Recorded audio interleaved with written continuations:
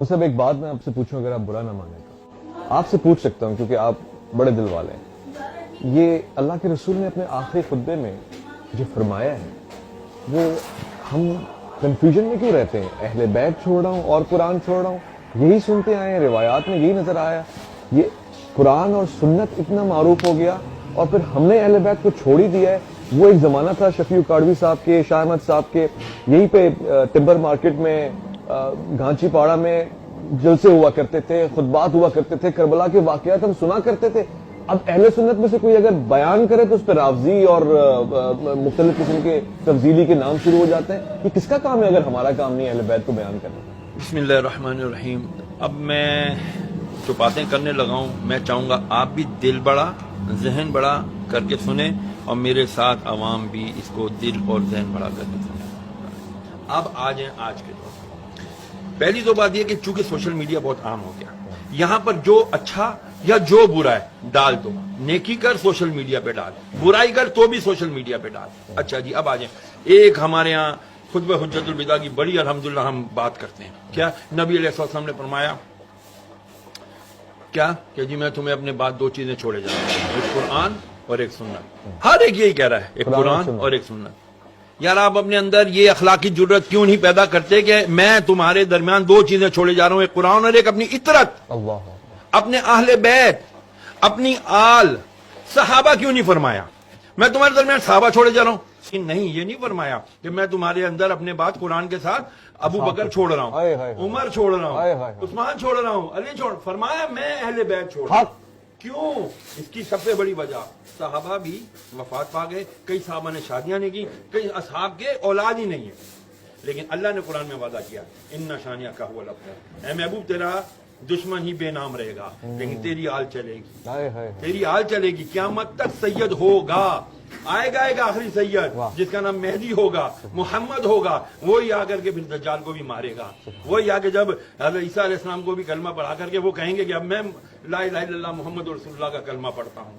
اب بات آ جاتی یہاں پر کہ ہم کیوں نہیں سناتے کربلا کا. چھوڑ ہی دیا کربلا کو، شیعوں کا کام ہے یہ تو ہمارا کام نہیں ہے. یہ کس نے کہہ دیا کہ یہ خالی کربلا اہل بیت نبی کی آل صرف شیعوں کا ٹھیکہ ہے؟ سوری ٹو سی اگر میرے الفاظ سخت ہیں یار. نبی علیہ السلام نے فرمایا قرآن کی نص ثابت ہے. نص اس کو کہتے ہیں جس پہ قرآن سے دلیل آئی ہو. تو قرآن کی آیت مباہلہ نہیں ہے، آیت تطہیر نہیں ہے. میں تم سے کچھ نہیں مانگتا، نبی فرما رہے ہیں اللہ کی، میں کوئی کچھ نہیں سوال کرتا تم سے الا المودۃ القربا. میرے اقربا کی، میرے اہل بیت کی، ان کی مودت رکھو. اور مودت محبت سے بہت عالی مقام ہے. اس کے اندر اگر ہم جائیں گے نا، لیکن جب تک وہ کرائیٹیریا نہیں بنے گا اس وقت تک بچیں گے نہیں. کون سا ٹولہ شروع ہو گیا جی؟ ذرا سا ذکر اہل بیت کیا، ذکر علی کیا، انہوں نے کہا تفضیلی ہے تو رافضی ہے. اب اس کا کیا کریں؟ یہ بھی تو مسئلہ ہے. میں نے آپ سے عرض کیا نا ہمیں دوبارہ ریویو کرنا پڑے گا. میں تمام علماء اہل سنت سے ہاتھ جوڑ کر، میں حقیر فقیر آدمی طالب علم ہوں، میری کوئی اوقات نہیں ہے، صرف ہاتھ جوڑ کر جید علماء سے، بڑے علماء کرام سے عرض کروں گا خدا کے لیے ایک تو ہم اپنا ایگو، انا کا خول توڑیں. گردن میں جو سریے ہیں ان کو ہاتھ جوڑ کر عاجزانہ آپ کی جوتیاں پکڑ کر عرض کرتا ہوں خدا کے لیے بیٹھیں. ہماری آج آنے والی نوجوان نسل کو نہیں پتا کہ بھائی مولا علی کون ہے، مولا حسین کون ہے، حضرت امام حسن کون ہے. نہیں پتا رسول کی اہل بیت کون ہیں، ان کو نہیں پتا. اگر ان کو پتا کرنا ہوتا ہے تو وہ اٹھاتے ہیں اور کس کے بیانات سنتے ہیں؟ وہ اہل تشیع علماء کرام کے بیانات سنتے ہیں. بہت بڑے بڑے نام ہیں. میں شہنشاہ نقوی صاحب کو بہت اچھے سے جانتا ہوں، میں مسعودی صاحب کو بہت اچھے سے جانتا ہوں، میں باقر صاحب کو جانتا ہوں. بہت بڑے بڑے علماء ان کے ہیں. لیکن کیا عوام علماء اہل سنت اپنی اس جو بھی کمی ہے اس کو ختم نہیں کر سکتے؟ میری التجا ہے خدا کے لیے تفضیلیت کا لیبل ہر ایک کے اوپر نہ لگائیں.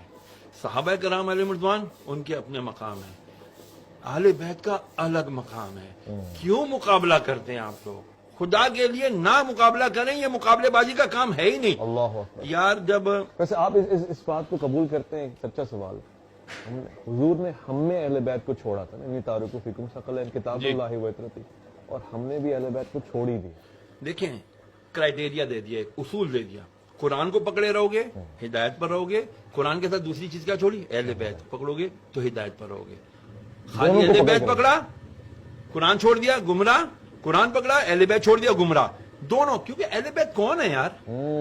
کربلا اگر نہ برپا ہوتا, میں بہت بڑی بات عرض کرنے لگا ہوں, اگر کربلا کا واقعہ نہ ہوتا تو خدا کی قسم حق اور باطل کا پتہ ہی نہیں چلنا تھا. اللہ اکبر. پھر تو وہی ہوتا جس کی لاٹھی اس کی بہن. یزید آ جاتے ہر دور کے اور کہتے ہیں جی ہم اتھارٹی ہے, ہمارے پاس طاقت ہے, ہماری بات مانو, ہم جو کہہ رہے ہیں وہی حدیث ہے, ہم جو کہہ رہے ہیں وہی شریعت ہے.